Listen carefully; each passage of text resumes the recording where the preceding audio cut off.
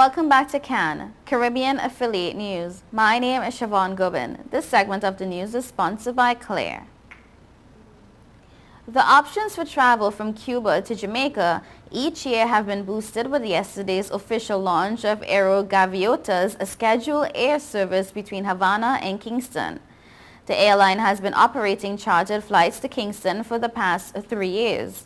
Speaking at the launch at the Norman Manley International Airport in Kingston, Minister without portfolio in the Ministry of Transport, Water and Housing, Dr. Mariah Guy, said that under the partnership, the Havana-based airline will make 3 weekly trips between Cuba and Jamaica, flying Mondays and Fridays between Havana and Kingston, and on Wednesdays between Havana and Montego Bay, St. James. And I quote, "We take pride in welcoming this group partnership," said Guy, who described the partnership as a win-win situation for Jamaica and Cuba. He said the partnership adds diversity to the traveling options. He also said that the introduction of air service by Aerogaviota signals that there was confidence not just in the Jamaican economy, but in the people and the government. His sentiments were shared by Damian Crawford, Minister of State in the Ministry of Tourism and Entertainment. Crawford also said that the development will open the gates for many visitors to the country and that it was another step towards building the partnership between the two countries. Meanwhile, outgoing Cuban ambassador to Jamaica, Yuri Gala Lopez, described the move as the starting of a new phase in terms of linkages between Jamaica and Cuba. Yesterday, Judy O'Sullivan, Sales and Marketing Executive for Jetaway Travel Services Limited, said the development means that it will be less hassling and cheaper to travel between the two cities, as travelers will no longer have to book connecting flights.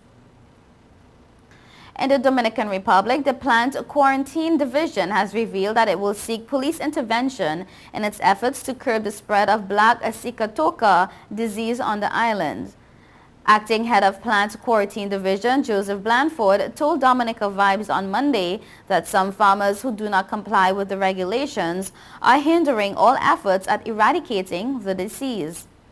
Black Sigatoka, a deadly leaf spot disease of banana and plantain plants, also known as black leaf streak, can cut plantain and banana crop production in half. It was confirmed there in May 2012. And I quote, "The time has come, especially with what we have seen in Black Sigatoka. The assistance of the police right now is strongly required. It makes no sense for a whole island to suffer because of the don't care attitude by a few persons," he said. Mr. Blandford noted that the police should make an example of one of the individuals who are not compliant in an effort to deter others from the practice. The department has issued several warnings and advisories to farmers and hucksters against moving farm planting material from the farms. However, this practice continues. Mr. Blandford noted that assistance is required from all stakeholders to deal with the situation because if it is not done and things get worse, it's serious problems for us economically, he says. He noted that the spread of the disease has been curtailed in areas where the protocol has been followed regarding the sanitation practice and urged farmers to continue regular sanitation practices. Earlier this month, the division reported that over $300,000 has been spent to manage the disease. Several doctors working at various health facilities in Berbice have had their contracts terminated for charging patients for services. This revelation was made by Region 6 Chairman David Armagon recently during an address to a new batch of doctors back from studies in Cuba. He stated that some doctors in Berbice had to be disciplined while some were even sent back overseas after they were found to be charging patients for services at public hospitals. He chastised doctors who want to do the side thing. All services at public healthcare facilities in Guyana are free of cost. Armagon, who is also a top member of the Berbice Regional Health Authority, announced that patient surveys will be out soon so that medical health care officials in the ancient county can be evaluated on their conduct and performances at the various medical facilities. Armagon stated that it is very important to hear what patients are saying about you, and when you look at some of these surveys, sometimes patients do not speak too well about some of our doctors and nurses too, because some of our nurses also create problems for us because of the way they treat our people, he says. The chairman stated that healthcare practitioners need to temper themselves because at the end of the day, he says, you got to realize people are coming traumatized. He stated that some of the major complaints that reach his desk are not about diagnosis, rather they are about the doctors' and nurses' attitudes.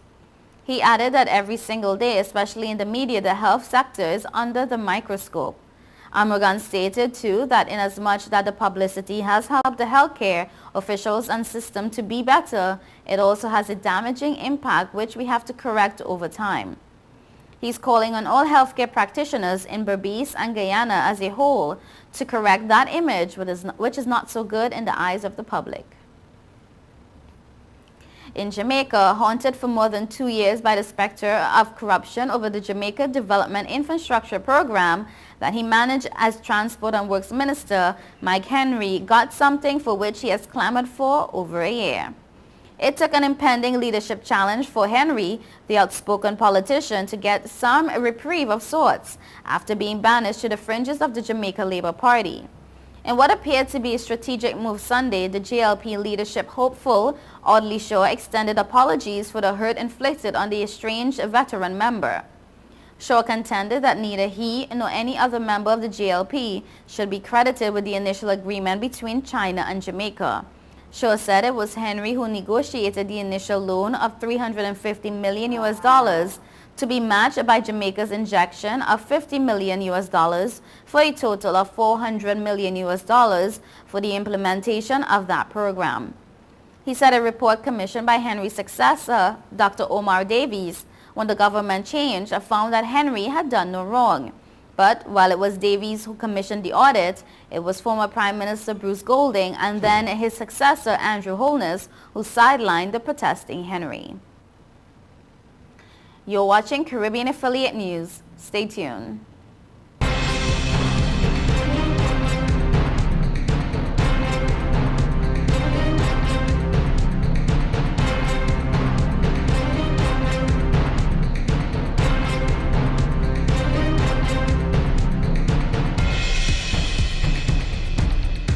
Mom let you take your car out. This is awesome. It's time to grow. You're crazy.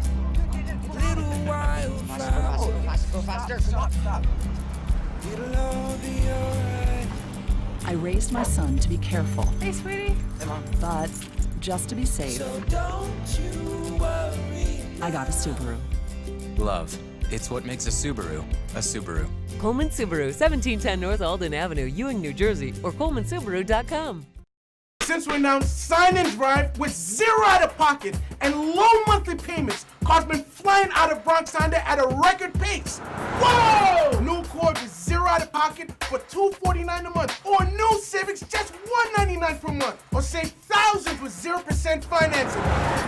You never had to leave the Bronx to get the best price on the Honda. Bronx Honda guarantees the lowest price in the Bronx. Bronx Honda, East Tremont Avenue. Visit BronxHonda.com.